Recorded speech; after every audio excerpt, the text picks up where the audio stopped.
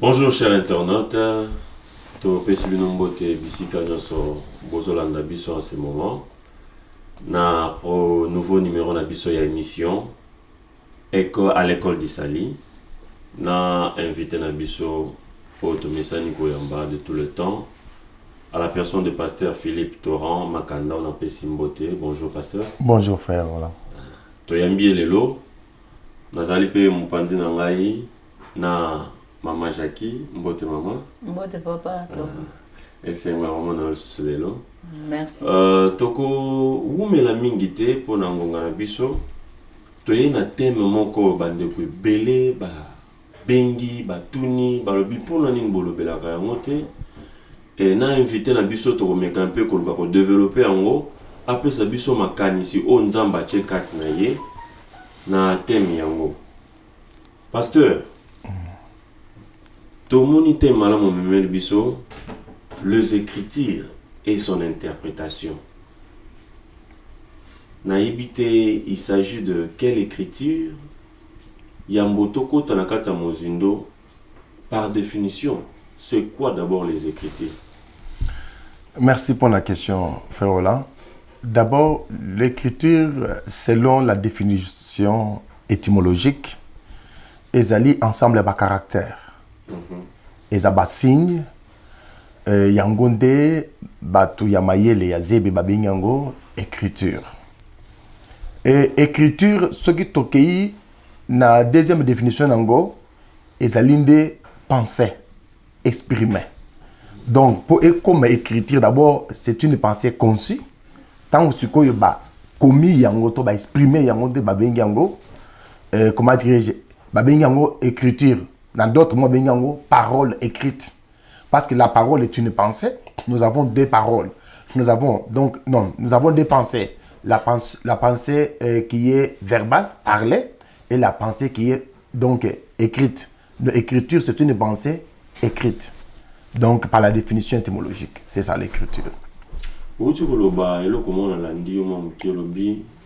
Écriture, ils en ont deux volets. Verbal, écrite. Na écrite. Na ebité o nini yokoki ko vanda na mona mozindo eza verbal to écrite. Tony tout le bela pensée où ezali écrit ya Elohim, c'est-à-dire Dieu créateur. Tony tout bela par rapport à Bible. Parce que parler de Bible, nous savons tous c'est comment dirais-je, Bible est la bibliothèque, c'est-à-dire l'ensemble des livres. La définition, il y a la Bible. Alors, commis les accords dans la carte, les écritures. Mais les lots oyo, les ça peut trouble makasi. Parce que la Bible, kaka moko oyo, et comme ça, beaucoup na Dieu nzambe. N'entend bon côté, et Bible, les hommes ont comme ça, kadima, azam messi. Bible, les hommes ont et bimisa batebele. Et bimisa peut, c'est moi qui manque nzambe, et bimisa peut jangenda, non que messi, et bimisa peut qui soit le Saint-Esprit. Kaka Bible, les hommes ont. Parce que l'écriture est un mystère. Il y a un moment où les écritures.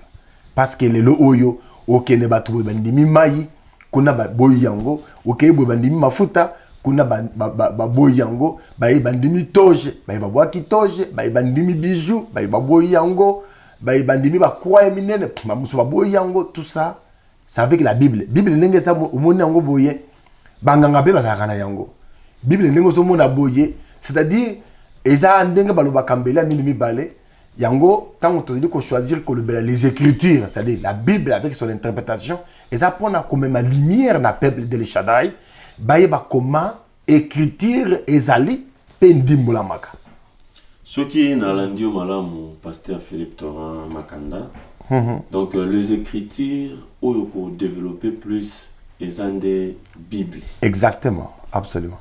Na yebite yambona koba na question mususu Maman Jackie na oyo pasteur auti ko imbola biso ozana mwa mutuna moko ya kotuna Mwa mutuna ya kozanga te papa pasteur vraiment ezali se mingi kokuta na yo lelo yo kolobela likambo ya makomi ya Biblia pote nakati na Biblia ezali kopesa biso ta mususu mwa confusion soko okei na biyamba nombre ya biyamba nombre ba principe oyo ezali kokuta kati na Biblia okokenda na église mosusu bakokotaka na sapato te na makolo mpona nini soki otai na ancien testament wana nzambe azali koloba na Saul esika yo okomi ezali esika ya bule longola sapato na yo Moshe voilà bongo basusu bazali kopraktike yango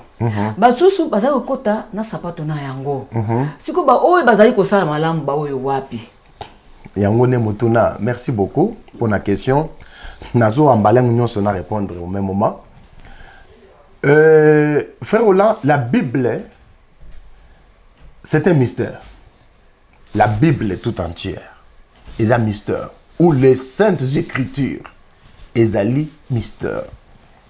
Ou je peux aller dire que c'est une prophétie. Parler d'une prophétie, c'est parler d'un mystère, de quelque chose qui est caché ou voilé. Pour comprendre la chose qui est cachée ou voilée, ils ont un dévoilement. Alors, ce qui va dévoiler, il y a un neto koyeba et lo koni ne bombami nanse ya oyo donc ba ibaki kosipa. C'est ça la Bible. Alors, Bible y a ndenge zaboye, ce qui va dimboli yango te. Même la vraie doctrine na kati église ko fondate. Donc, la révélation des saintes écritures et qu'on permettre à une église de faire asseoir très bien même la doctrine. Malheureusement, dans nos églises, automonaka doctrine kuti encore les humanité. Donc ça ka mouvement ka batu basangani kaka moi donc matia moko ya ba citation batu donc de li ki anzamba ko pambolo ko zala boyo ko tomba malobi ko zala lobi et si nango esili et c'est ça la parole de Dieu. Or par contre ce n'est pas comme cela. Alors c'est ça la Bible. Bible est ça le col na ko bengango et ça le col comme étant mystère ça ko la parler en langue. Parce que ce que Zui Mukanda 1 Corinthiens chapitre 14 verset 2 Paul a lobby c'est lui qui parle la langue il dit de mystère. Alors, pour to comprendre donc Bible, Paul a lobby et ça était un prédicateur parce que lui-même il était prédicateur. Est-ce que beaucoup peut mettre en écriture mon corps? Alors, oui, pasteur. Natangi 1 Corinthiens 1 Corinthiens chapitre bandeko bazor kolanda biso, il aurait bien enseignement il y a les écritures avec son interprétation tous dans la Bible. Parce que ce tangité, je crois qu'à la prochaine fois ce qui émission le lot et tout système OIT na kolinga tenga tanga d'écriture parce que on attend bien vous avoir on dirait ngainde naza ko inventer makam tozi mokanda 1 Corinthiens na ju Bible nanga na sina le déjà comment dirais-je comment version wapi ngai na salela ka ya Biblia ngai na salela ka donc avec crampon bona bato yo comment dirais-je bazali kotanga Nazana Mukanda, il y a 1 Corinthiens chapitre 14. Nazu verset 6. Et le Biboye, c'est frère Paul qui dit, il dit, maintenant frère, de quelle utilité vous serais-je si je venais à vous parlant en langue? Et si je ne vous parle pas par révélation, ou par connaissance, ou par prophétie, ou par la doctrine? Donc cela veut dire, Paul a lobby, de quelle utilité vous serez si je viens à vous parler en langue? En d'autres mots, en vous parlant donc dans le mystère. Ou en vous parlant avec un langage qui est caché. Paul a mis la question, Paul, prédicateur, apôtre, envoyé. Ce qui n'a un langage qui est codé. À quoi je vous serai utile? C'est ça ce que Paul dit. Et puis ensuite il commence à détailler. Il dit ceci. Il sera utile s'il vient chez eux en leur parlant par la prophétie, par la révélation, par la connaissance et par la doctrine. Donc cela veut dire, si un prédicateur se tient pour na kolobada par yanzambe na écriture en église, et c'est aloba 4 langages. Donc il faut ajouter ce mystère. Azu mystère wana a révélé biso yango a longolé biso yango a kumbi biso na connaissance na kati nature a lumbi biso na kati nature a fan biso na kati ya nani ya doctrine qui est même la vie de Dieu. C'est pourquoi tu préfères autant sabatou l'écriture et son interprétation. Donc voilà, donc ce que je peux dire jusque là.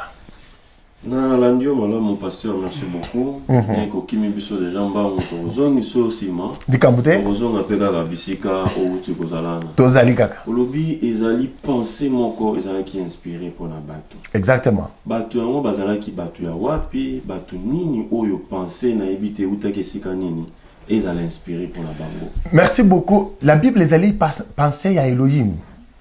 Donc Elohim donc Elohim pour na bandeko ba ebite c'est qui? Non, Yahweh Shaddai. Elohim, c'est-à-dire Elohim signifie donc moi dans l'ensemble Fayeba. Elohim signifie Dieu créateur. Créateur de l'univers visible et invisible.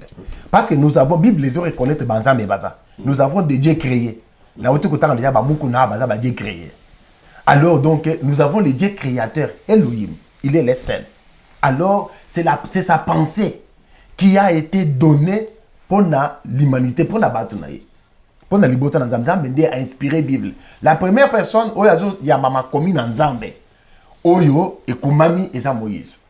Mais ceux qui sont dans la Makomi et Moïse, Moïse a démontré depuis jeunesse, création Mubimba, Oyo Nzamba, qui est le connaît et il a rappelé écriture. Tokomona yango. Donc c'est pour dire que écriture, Nzambe a payé ça yango bananaye. Nzamba a payé ça yango basante. Selon Mukanda, il y a, comment dirais-je, Mukanda, il y a Romains chapitre 14. Non, chapitre 15. Ce qui est dans Mukanda, Romains chapitre 15, verset 4, Zamba le bien a payé sa écriture pour la instruction à basante. Donc, pour tout le temps, la malam, na kuzonga na nature, na signifié na nature. Mboka est république. Et la république, ce qui est la constitution. Bible est la constitution à basante. Parce que la constitution, tu as la loi. Mais dans la Bible, tu as un commandement. Tu as un makambo, il faut au salayango. Oh, le peuple a changer. Par exemple, le but que non, dans une église, donc singeli ba tu vas bondela, ba tu faut bondela. Donc Bible, donc comment dire, code, il y a bonne conduite à basante. Il y a un monde qui ça écriture.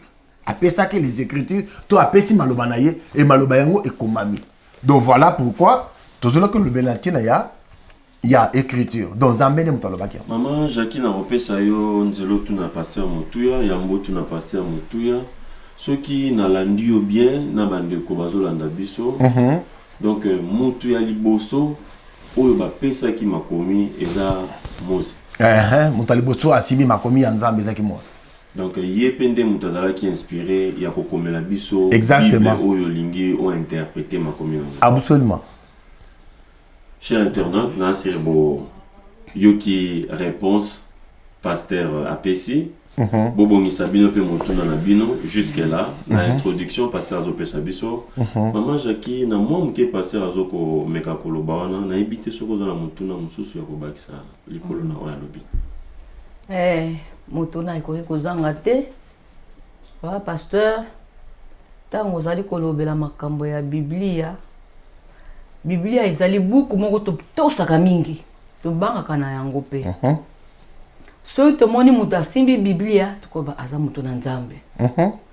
Bongo epa ya bato mususu tomonaka na pembeni banganga. Basimbaka pe Biblia. Tango bazali kosimba Biblia bazwaka ba client mingi kuna pona nini balobaka. Tango badingi kosala makambo nango biso tosaka nano Nzambe yango makambo tozosala ezali makambo oyo ezana kati na Biblia. Mais soko tena mozindo na ba pratique na bango ezali penza ya kokokana na lolenge oyo Biblia elobelite. Exactement. Olobi nini pona bato wana? Eh ben tant que kokota nano na penser en écriture maman de toko développer to comprendre un peu ma casse. Eh ben na kopesa exemple momuke. Pona ba comment dire ba pharmacologue donc ba to ba sali comment dirais-je donc ba sali ba sala ba kisi ba reconnaître plante moko comme nango je crois biso benga ngo diamba. Diamba ba sala la kango nango pe nani ba somnifère ba sala kango pe donc comment dirais-je anesthésie donc diamba. Ba sala ba kisi mususu à la base ya plante wana ya diamba. Mais bato azwaka diamba bazo melango pona kocha kwiti pe basali makambo ebele donc Nzambe wa kelaka diamba lokola plante akelaka on a les qualités bato bamana kukumela kango ba mela ba kwiti basala makambo basalaka nzamba yebaki ke jamba ikosunga pona ko eza le lokola donc substance moko ikosunga pona ba fabrication ba kisi moko oyo ba pe ko bikisa bato na bokono. C'est pareil avec les écritures. Maman eloko moko te ko salama awa nanse soki comment m'a quitté. Je crois pona bato ba sali mythologie ba yebi. Donc tout ça déroule dans les calendriers de Dieu. Tout ça se déroule dans la lignée prophétique. Donc rien ne peut être en dehors. Donc il y a principe, il y a les Saintes Écritures ou de la Bible. Donc par exemple, la ko lobake le lo oyo bato bele bakena ko révéler biso makambo ebele wo mutu alamuka na tonga lebike 666 tout ça. Bato ba yebi donc la géométrie des nefs. Il y a comment dire la langue française ou outil en latin. Ba yebi de quoi il s'agissait? De quoi il s'agit-il? C'est par rapport à la Bible. Donc c'est pour dire que même bateau bakei ko ça c'est l'étude donc d'astrologue ou c'est l'étude de la constellation. Ça donc par rapport à la Bible. Yango mona ke non ba bimisa la biso cercle moko comment dire zodiatique avec 12 mois et nakati kuna ba signes ebele je crois que tant to na ko la oui ba to so ba bato à janvier donc Capricorne, Bélier, Taureau et ça nakati ya constellation zodiacale. Donc c'est pour dire que rien ne peut se pérer en dehors ya oyonzambe akela. Ya on a le bien te soki tozongi na makomi même ya Moïse nde to komona création nyonso esalamaka ezaka écriture. Donc c'est pour dire nakati soki création ya écriture. No soko tali boye nakati ya nature il faut mona likanisi nzambe nakati ya nature. Donc c'est pour dire que bandeko wana bakena musika te. Par exemple la pesa na samo muke. Pona ko bakisaka likambo wana. Nzamba sala mwasi na mobali. Asala mobali asa mwasi, asala mobali asala ba pareil na génito ya mobali.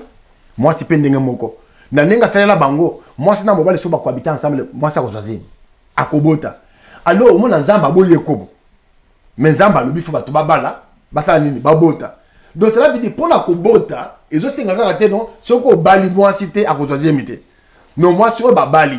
Mwasi ayete yakato vanda, mwasi ya shege, mwasi ba violer na nzela. Principe ya kobota. Alors, sauf que la sœur Myriam, Marie, où il y a bota tant que na mobile. Le principe ya kobota, et ça le principe ya kosangana. Mais on comprend que kosangana ya kato vanda, kosangana ya sheke na balabala, kosangana ya ndumba baki osala kindumba, kosangana ya mutu baki obe violer, kosangana ya mwasi oyo babali na libala. Omoni ke eza ba kosangana kesani mais acte saka moko. Mais saka na acte moko oyo wa piango ba ibi ko légaliser. Cela veut dire acte ya mariage. Tant que l'acte de mariage à Bali, conformément la loi, conformément les Écritures, parce que la loi c'est la parole d'Elohim, de Dieu. Conformément donc à l'Écriture, Balibi que non, voilà, mouton nde à koki, kozala moi ça les bala mouton nde à koki kozemisa. Parce que mouton à Bali officiellement, bakoka moi tezemi à moi sinaye. Moi si ba Bali à koyoka sonité zemi naye. Zemi c'est pas ça Bali à la bala qui faut choisir mais faut bota. Mais tandis que comment dirais-je mutumo soki atambolika ndengwana azuzième mais yé abala tenenge na azuzième bato bakamwa ngba bien mais acte ça moko c'est pareil maman donc écriture wana ba genre ba tordre sens nango pa banganga ko banda jardin de den Satan ko saka pe comment dirais-je Ève alors banganga pe besoin d'écriture. Merci beaucoup pasteur. Merci cher internet bozolanda biso pasteur pendant que banda ko loba mutuna moko yelingai ya kotuna yo Barbie, la parole de Dieu. Peut-être une différence entre la parole de Dieu et les Écritures. Mais je crois que dans définition déjà dans l'évangile. Donc la parole est une pensée. Par la définition étymologique, la parole est une pensée. Donc, avant Moutou, il faut concevoir premièrement. Oui, dans la parole de Dieu, oui, c'est ça. Là, ça qu'on avance. Tout ça, la parole, donc, la parole absolue de Dieu. La parole absolue, c'est ça que j'appelle constitution, la Bible. C'est que déjà Dieu a déjà dit. Parce que, tant que Paul a dit, à côté de disciple, il y a Jean. Et puis, Aïbisi Bango a lui boy. Pour la bino. Et ça, tu as les cambois, il y a Sika Kobaka, c'est la binote. Donc, pour la côté déjà qui par Jean Kerry Bango, a été Bango déjà les Messi. Alors, c'est Bango Kolo Yewa, la moine n'a pas été. Alors, tant que Paul n'est pas là-bas, Paul a dit, mais pour vous, il n'y a pas encore ajouté. C'est-à-dire, parole des aramis balaités. Parole des aramis, on a pas ça déjà. C'est-à-dire, pour vous, il n'y a pas ajouté. C'est-à-dire, quand on a besoin, mais si quoi, il y a besoin de moulin yango. Yango, tu as les écritures sur l'interprétation. Paul a dit moulin bango. Oh, il y a qui déjà. Le lingue Philippe a kenako limbola et pas il y a comment dire unique éthiopien. Azo tambola le bakangi moi na empaté ba mimi na boucherie. Philippe tant ça paraître pas na tout na le bi. Est-ce que vous comprenez makambongo? Philippe a bemela ki parole ya sikate. Ai kaka na o il gens ba sa pesaki. A limboli yango. Yango to lobi écriture et son interprétation. Ce qui m'a commis dans Nzambe ndenge za boy. Ba limboli yango te comment dirais-je frère Roland liwa. L'Iwezo côté de l'église de l'Os parce que écriture les autres ça m'a brut. Il est aussi vrai. Thomson, Soso, ceux qui basent en Mobesu, naba tomate, naba comment dirais-je, kib magie, naba aïe, mutu akoli angoté. Ceux qui basent en Mobesu quand non, ils aiment le relier. N'est-ce pas? Ceux qui basent sur Soso, il y a bon moi. Basent sur Soso bon moi. Basent sur tomate, basent sur matungulu, basent sur maman, ils aiment le relier. Au soit. Mais ce qu'on a mis en relier. Donc, et le côté pour mes amis nango, ce que je kib magique, car kib on est toquité, aussi matungule est toquité. Bon, si mutuna ce soir na makila aller, bon na mutaba mais ça va full na muloko kala mingité. Mais ça bilo ko lia. Le linge mo pe pondu, les gens batwa linga pondu. Mais ça va sur pondu ya mubesu, ba pesa o mutu alia, akufa. Mais pondu on faut toki et bimisi donc comment dire assise na ngonyo soti, c'est manango ba batia on bilo batia to lepe to kufité. C'est pareil avec les écritures. Donc, Bible, ceux qui ont limboli yangote, mes chers frères, et pessi liwan église. Batoubakufi. Yangote mon église, un mot peut passer à la mouine à Tonga, le bon. Moi, je suis un pasteur, hein, Ayaka Nakishasa, az américain, aïe, athée, na stade du 20 mai. Alobi, papa Raphaël aujourd'hui. Alobi, Paul a dit, moi aussi j'ai dit. Paul a dit, et toi aussi tu dis. Par rapport à quoi? Et il s'est comparé à Paul. Au Paul, c'est un homme. Mais il a dit. Et moi aussi, j'ai dit. Alors, il faut y avoir dans le Congo. Le Congo pour le changement de la constitution. On peut voter de nouvelles lois qui visent à la propre boye, mais on ne peut pas modifier.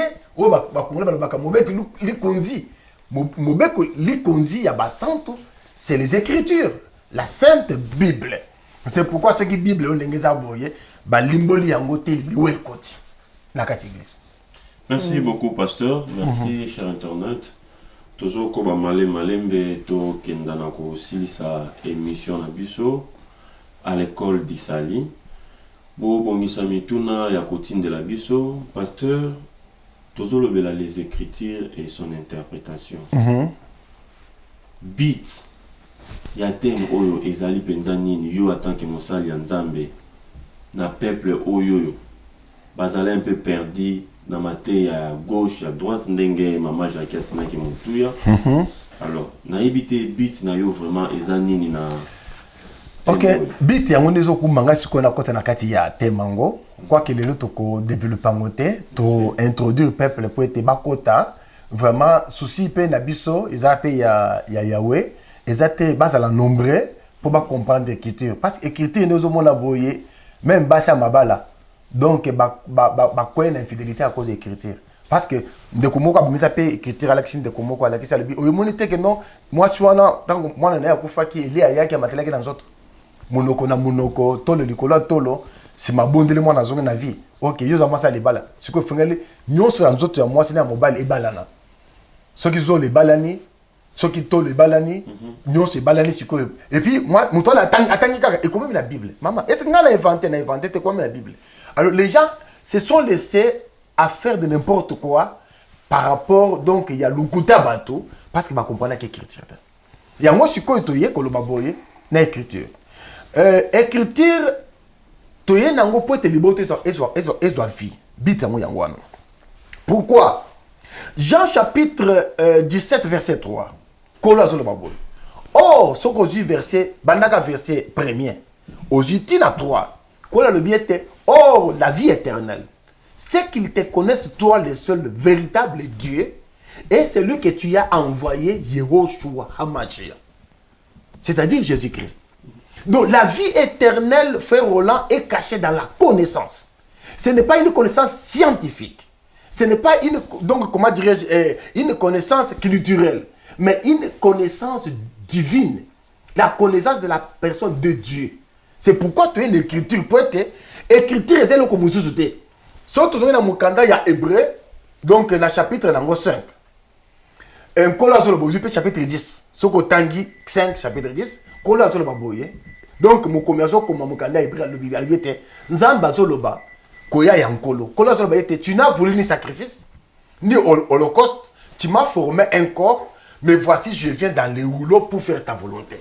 Cela veut dire, écriture Mobimbanenge Zawana, selon Jean chapitre 1er, Zanzambe, ou Abibombi. Donc, le Dieu créateur, il s'est caché dans sa propre donc, parole. Dieu s'est caché dans les Écritures. Parce que Tango, Adonai Azoya n'a qu'à écriture. Donc, Zambe a joué bon Zambe de Nyoso. Yango Moniete, donc, comment dirais-je, dans la chair, la lettre tue. Mais l'esprit vivifie. Zamba zo bon Zambe le Nyoso Bumba on a katia. À côté on a katia lettre. Yango zo mona kenon. Écriture na zo bango zo bomana. Il a pris exemple mon la Bible. Écriture ezo bomana ndenge ezo bomana ceux qui ba limboli penser na ngote. OK. Donc ceux qui yango za caché comme ba juriste ba yimi ba to sali droit, il y a des lois et l'esprit de la loi. Alors si on n'est pas juriste, tu ne sauras pas l'esprit tu ne sauras pas même faire la lecture de chaque loi. Il faudrait avoir la connaissance pour donc faire l'interprétation de chaque loi par rapport donc à la loi même des humains. Voyez. Donc la Bible comme on a comment dirais-je Iri a une lettre oyo piango David akoma ceux qui bozi lettre oyo bocha Iri liboso ba mapinga na première position ba bomaye. Pourquoi donc il est côté là qui est il y a kumaki lettre il y a liona yi papa nangai Bible ne vous mona eboma ba tebele Bible ne vous mona boy ya on a autour ba été donc na mona na veni sayo ba komi l'église de Jésus-Christ par son envoyé spécial Jésus-Christ ba komi donc ta usiko côté na kati kuna au monde sous Jésus en moté qui mango komi nzambe donc jangenda komi le Messie qui sur lequel le mon sang. Aussi l'église mutuso église ya basantu ya mikulasuka l'église de celle dernier jour.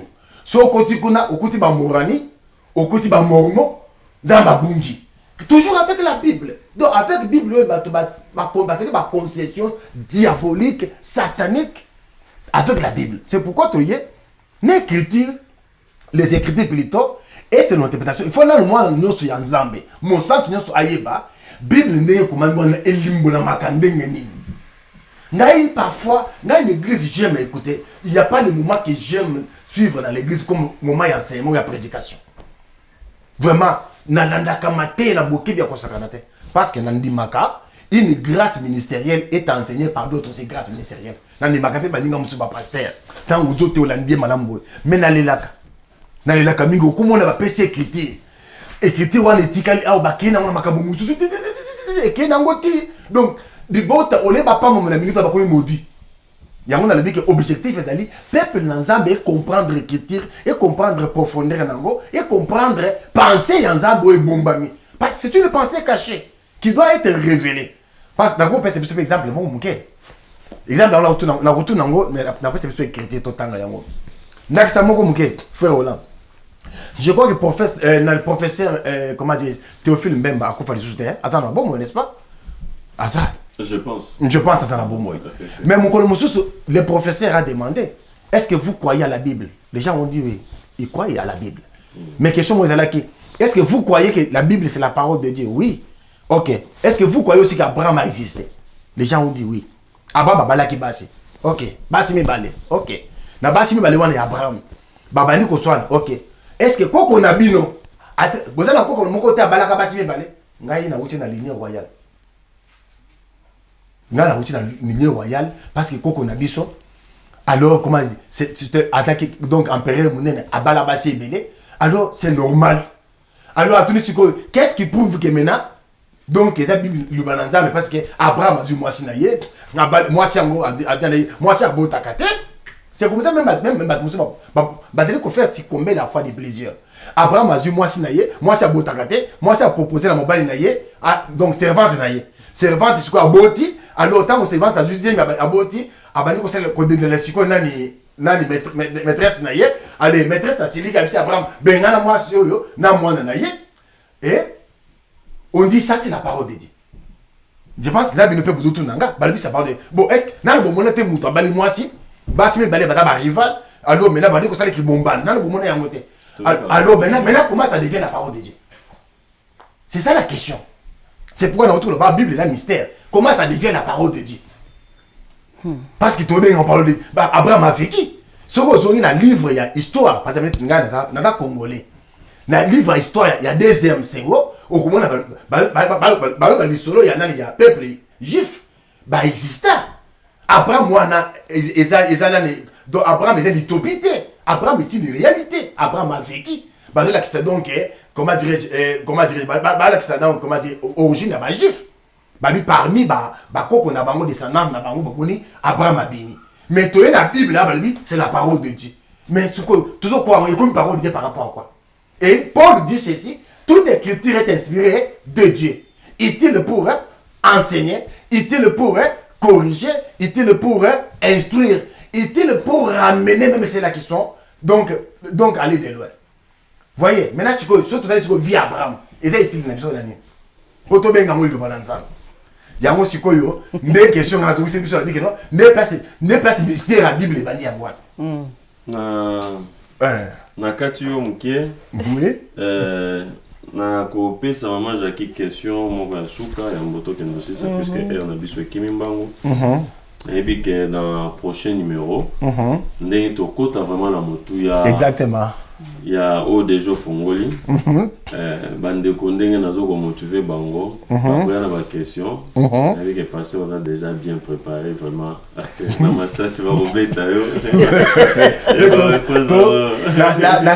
la mission oyo na ça prêt pour répondre à 12 000 questions sur la Bible. Merci beaucoup pasteur. Maman Jackie ya moto clôturer mission invité moto. Ah pasteur na sepele mingi koyoka liloba moko tukolobawa te maloba na Nzambe eya pona kopesa bomoi na peuple de Dieu eza kitoko mingi kasi pasteur eza yeloko moko pe isusu ezali kopesa ngali kwa la moko so ezali parler en langue ezali biblique na mona ka bato ya parler en langue sika bande ko bla bla bla bla moto moko alimbolaka maloba na bango azate ekopesa bomoi na bato na lolenge nini po moto moko sosola makambo ya lobi ezate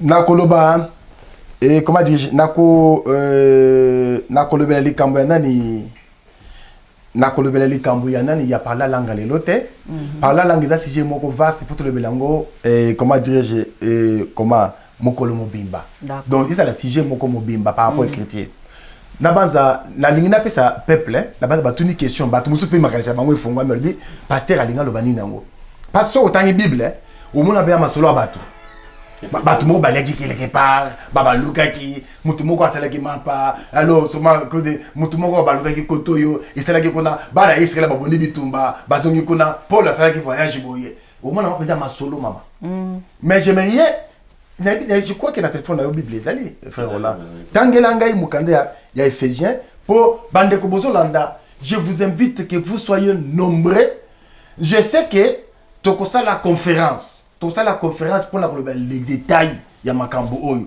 donc les écritures et son interprétation awa na kati émission toko kolobele belete parce que kolobele on a détail toko ça la awa donc plus de 10 ans tolobele ka écriture dans notre société yango toko linga tolobele awa l'émission ba grande ligne pour peuple fongwama papa tangela ngai Éphésiens chapitre Galates chapitre 4 Galates chapitre nalinga ndeko na biso Paul n'habite so linga Paul Paul l'apôtre de comment dire merci beaucoup ya wa pambola yo reconnaître ye que asa apôtre banani ya ba païen donc ce qui église ya biso non va passer na avancer quand on dit église ba païen na kisaka musuku gité pour ba pasteur ba biso balinga côté te balinga ko enseigner te païen na kisaka étranger c'était mot hébreu Il a qui ça étranger. y a Apôtre y a ba mwana étranger. motuna na linga Siko ina tant siko ba depuis que non apôtre ba païen. Siko bisi mutu yoza païen. Woni mutu asiliki. Il y a un pasteur. Ngana bisi que non makamuso bobo faire nanga oza païen. Asiliko lo banga oza païen. Akaisa ili sumu. Na bisi oza musumu ki. Yoza mo santo. Non païen la kisi mo païen. Na bi frère oza mo païen. Mo païen par rapport à likanisi ensemble ya silika kanisi kala bele oza païen. O la kisi oza musumu ki. paye wana mingi miso alobi paye oyebi nzambe te balobelaka bongo. C'est ça, paye la kisi oza mopaya. Donc paye signifie étranger glissant. Yango na boyi to vanda na ngo mingi. Tanga tiko écriture. On a tant na biso. Mais to rezo na likambo wana ya paye puisque bande ko belé pe bala bazo ko lobela ngo. Galate 4 combien pasteur? Au combien? Nazana Galate 4. Joie comment dirais-je Joie verset 20. Ozo kitaba moi moke. Galates chapitre 4, verset 20. Bah, oui, bon. Je voudrais être maintenant auprès de vous. Pardon, je voudrais être maintenant auprès de vous. Et changer de langage. Car je suis dans l'inquiétude pour votre sujet. Continuez. 21. Dites-moi, qui voulez être sous la loi? N'attendez-vous point la loi? 22. Car il est écrit qu'Abraham qui deux fils, un de la femme esclave et un de la femme libre. Continuez. Mais celui de l'esclave naquit selon la chair. Et celui de la femme libre comment dirais-je, libre naquit en vertu de la promesse. Continuez. Ces choses sont allégoriques. Donc, vi wana ya Abraham wana, awa, Paul a biboye, eza n'est na sens musus. Ces choses sont allégoriques. Cela veut dire, ces choses ont un autre sens. Donc, la vie d'Abraham, c'est des enfants, c'est des femmes, ça, cela avait un autre sens. Et c'est que tout le monde a un sens, il y a Moutobali, Basimi Balé, Nabanate. Donc, ces choses-là étaient allégoriques. Dans la Bible, il y a des situations qui sont allégoriques. Au gros, qu'on s'en vote, papa, continue. Tout ce qui est version, tout ce qui est à Oponalelo. Car ces femmes sont des alliances. Ah, papa, maman, j'ai dit ce qu'on a dit. Car les deux femmes d'Abraham là, Paul nous dit, ce sont des alliances. Donc, Abraham a fait qu'il y a deux femmes. Basi, c'est le langage ensemble. Et ça qui mystère. Basi wana bazaki mystère ya alliance. Car ces deux femmes sont des alliances. Ici frère Paul interprète déjà les écritures. Continuez maman. Papa. Ligne du mont Sinaï. Moko et ça alliance ya mont Sinaï, c'est-à-dire ngomba ya Sinaï. Enfantant pour la servitude. Oui, ouais, puis à Botaki, pour na comment tu dis? C'est Agar. Pour na comment dans Katia Boumbo et ça dit Agar. Donc Agar, continue. Car Agar, c'est le mont Sinaï en arabe. C'est le mot Sinaï en aramaïen. Donc, dis-moi ça papa. Donc Agar oyo Abraham azalaki na ye na ndako na ye. Servante wana ya Sarah. Et ça le mot Sinaï. Donc ici comme akamone banyangwa. Agar ezande ngomba mobimba, Agar eza alliance mobimba ya Sinaï. O nzamba kenala conclure na ba Yuda na Sinaï. Donc ce qui otangi Bible, au moni Agar na basi, au moni ka mwasi oza na mabela ko bota bana okufi. Ndio moni batu be batu akaka Bible wana, ezala pasteur moko aza renommé na Kinshasa bala ka basi belé, alobi ka Abraham azala ba ngomi balé. Yango Bible soko zonka buit ndenge komami bo okufi. Okufi okenifi. C'est pas mal. Si ça verset voilà. On va la biso ko kito ko continuer on prochainement pasteur. Zambia pambola mingi, Zambia pambola. Merci beaucoup. Chers internautes. Na ngonga bozui vraiment ya kolanda biso. Maman Jackie na pe merci pour l'assistance na yo. Lilo basuka pour na peuple. Lilo basuka ezali été bayoki tozaka l'introduction dans notre quotidien alors bayoki son ndambo ndenge ye souci na biso deli baya ibele donc ne monsieur solanda balanda biso alors ba poser ba question bayoka et critères sur l'interprétation parce que bible ndenge za boye ceux qui muto comprendre la société donc ndimbula na yango ndeliwa yango mona kati na église mutu mususu na mona ki ba makoma na kisasa baye na kana na maboko batuni bango pone le kala Moïse basimaki kana le biso nyonso to bana tamona bakani poto sambela ka Moïse asimaki kana mais ce que soki na pensée il y a interprétation to comprendre kana wana Moïse ça la kana nini c'est pourquoi évangile la memeli peuple oyo il y a El Shaddai dans la biso et ça donc l'évangile d'Isali qui a le pourquoi les comment les quand et les où de chaque chose dans la Bible. Merci beaucoup, pasteur. C'est à moi de vous remercier. Makanda. Merci, maman Jackie. Merci, Naba Ndekonyo Sobolande Biso. Topé Sibino Bay. Bo Benga. Bo participer na kotine dans la question. Numéro que vous allez afficher. Bo s'abonner vraiment. Na prochaine émission, on a invité au côté en détail. Au Nyon Sobobongisi comme Bamitune Zangi. Bo Zangate kotine de la Biso. Zambia Pambola Bino. Tokutani le susu na prochain numéro. Bye bye.